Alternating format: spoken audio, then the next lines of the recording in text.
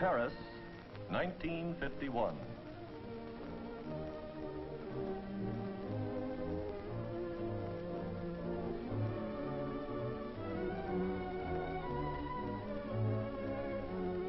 At 19 Avenue Kléber meets the 6th Annual General Conference of UNESCO, the United Nations Educational, Scientific, and Cultural Organization.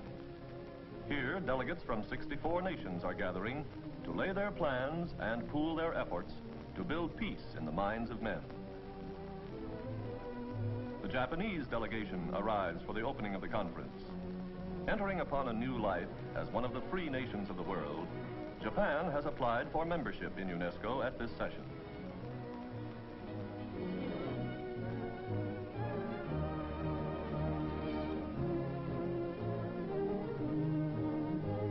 To break down barriers to the exchange of ideas, to strengthen human rights, to further education and understanding among peoples.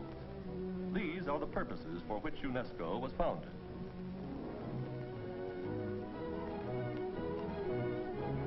Trygve LIE, Secretary General of the United Nations, opens the conference.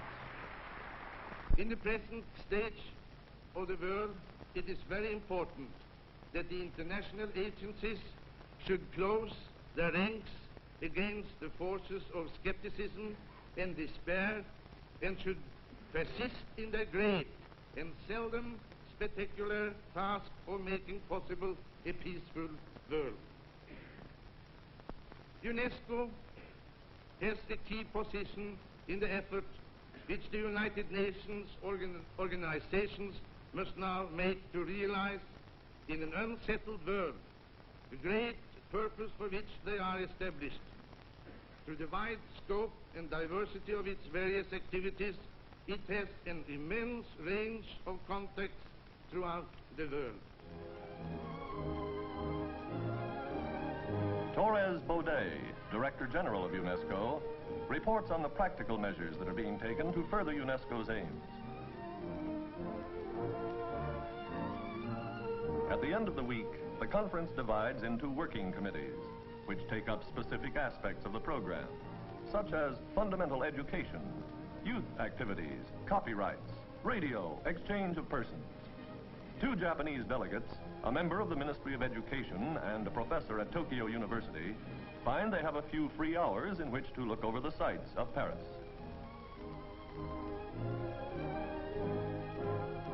La Maison Japonaise, on the outskirts of the city, is their first stop.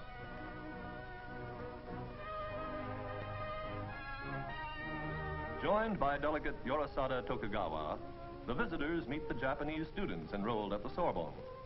The Japanese house where they live is part of the Cité Universitaire, an international students' colony in Paris. The students tell their visitors about the new friendships they have formed with scholars from other countries. Here is the UNESCO ideal in action.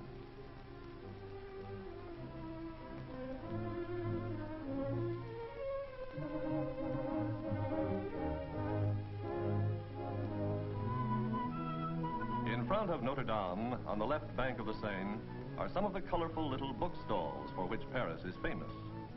Here, book lovers can browse undisturbed, just as in Tokyo's Kanda. Books are the means by which a visitor to a foreign land can relive his experiences again and again.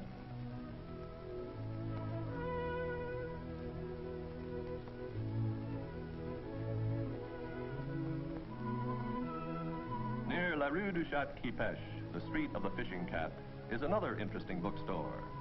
In the display window here, the visitors discover some Japanese woodblock prints, a reminder of the influence of Japan on French art. Later on, from the bluff in Montmartre, the Japanese look down upon the rooftops of Paris, stretching out below through the gathering mist. Back at UNESCO House, the conference opens its 4th day. Before the session begins, Taima Maeda, chief of the Japanese delegation, and Mr. Tokugawa discuss UNESCO and Asia's needs with a delegate from India. These informal exchanges of ideas play an important part in furthering understanding among nations, in widening the frontiers of the mind. Each country brings to the problems at hand a fresh viewpoint. and the benefit of its own unique experience.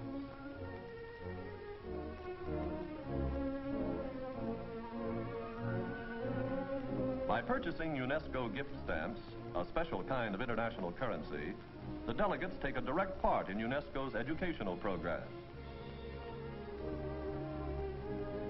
Each interchange of views between individuals is a stepping stone on the long, slow road toward international cooperation.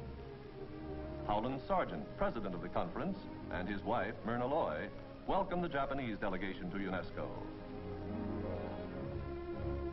It is time for the afternoon session to begin.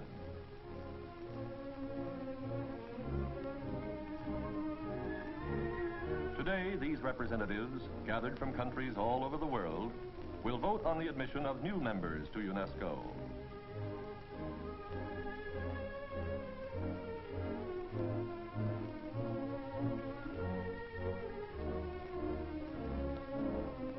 For Japan, membership in UNESCO will mean entrance into the United Nations system on an equal footing with the other nations of the world.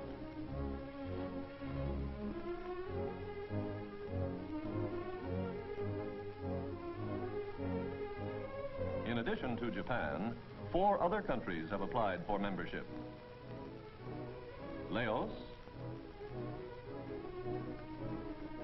Vietnam, Germany, and Cambodia.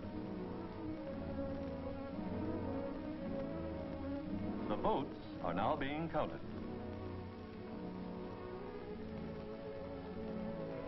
The proposal for the admission of Japan to membership in UNESCO is adopted.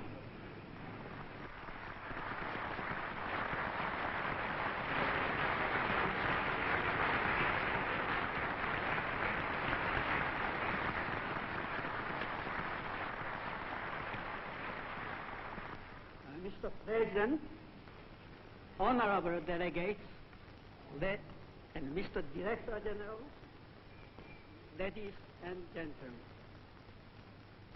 on behalf of the Japanese people, I wish to express our gratitude and appreciation to the General Conference, which has just approved Japan's application for membership of the United Nations Educational, Scientific, and Cultural Organization. Auspicious occasion of Japan's admission to UNESCO, I wish to declare in the name of my government their resolve to fulfill all obligations under its constitution and to pledge their full and positive support and cooperation in order to further the activities and objectives of the organization. And we are confident that further efforts will be made by UNESCO to shed more light in the Far East, where much help is obviously needed. Japan is now entering upon a new life as one of free nations. Her people are acquiring a broader vista of peace and freedom. They sincerely adhere to the conception of fundamental human rights and to the principle of international cooperation between the peace-loving countries. They are also eager to promote their cultural relations with other peoples of the world, and particularly to integrate the Western and Eastern cultures.